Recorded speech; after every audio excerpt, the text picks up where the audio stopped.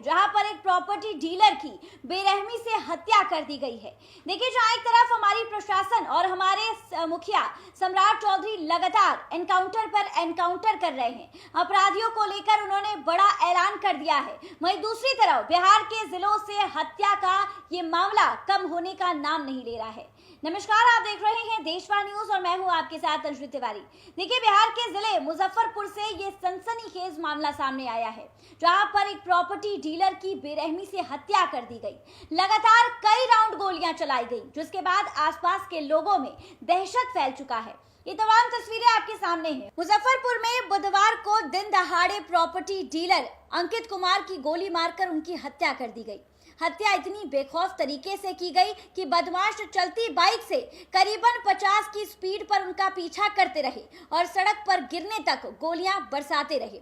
वारदात का एक सीसीटीवी फुटेज भी सामने आया है, जिसमें अपराधियों की पूरी करतूत जो है वो कैद हो गई है। बता दें कि पुलिस प्रशासन अब इस विवाद को सुलझाने का प्रयास कर रही है और ये जानने की कोशिश कर रही है कि आखिर प्रॉपर्टी डीलर को गोली किसने मारी और ये पूरा मामला क्या है।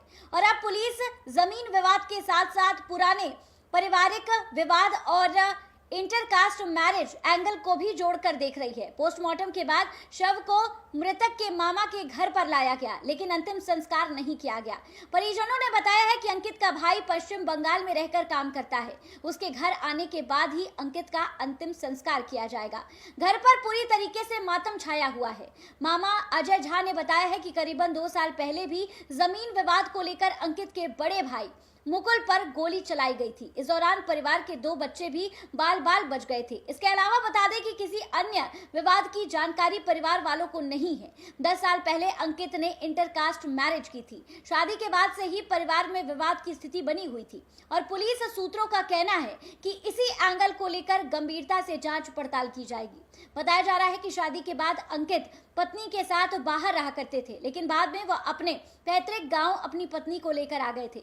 इसी दौरान पुराने विवाद फिर से सामने आने लगे थे। देखिए, इसके साथ ही परिवार वालों ने आगे भी बताया है कि पिछले करीबन 5 वर्षों से अंकित अपने मामा के घर पर रहा करते थे। वो प्रॉपर्टी डीलिंग के साथ साथ मिट्टी सप्लाई का भी कारोबार करते थे। उनका ससुराल भी इसी इलाके के आसपास ही है। स्थानीय लोगों की चर्चा है कि अंकित की मौत जो है वो इंटरकास्ट मैरिज की वजह से हुई है। तमाम तस्वीरें आपके सामने हैं जो कि बिहार के जिले मुजफ्फरपुर से सामने आई हैं, जहां पर एक प्रॉपर्टी डीलर को अपराधियों ने गाड़ी पर पहले उनका पीछा किया और उसके बाद जब तक उनकी मौत नहीं हो गई तब तक उन पर गोली बरसाते रहे। देखिए, जो एक तरफ सम्राट चौधरी लगातार कामकाज कर रहे हैं, अधिकारियों का तबादला कर रहे हैं, अधिकारियों को बड़ी जिम्मेदारी देते हुए नजर आ रहे हैं, वहीं दूसरी तरफ बिहार के जिलों से इस तरीके का मामला कम होने का नाम ही नहीं ले रहा है।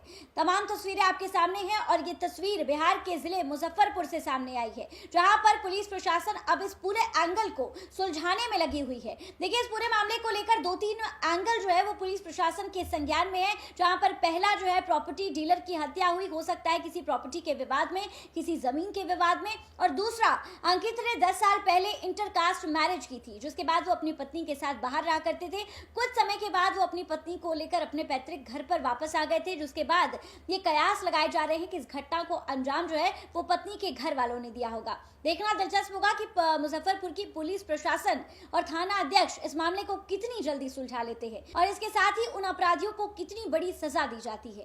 फिलहाल इस खबर पे आपकी क्या कुछ राय है, हमें कमेंट के माध्यम से जरूर साझा करें और ऐसी ही तमाम खबरों के लिए हमारे साथ बने रहिए देशवाणी।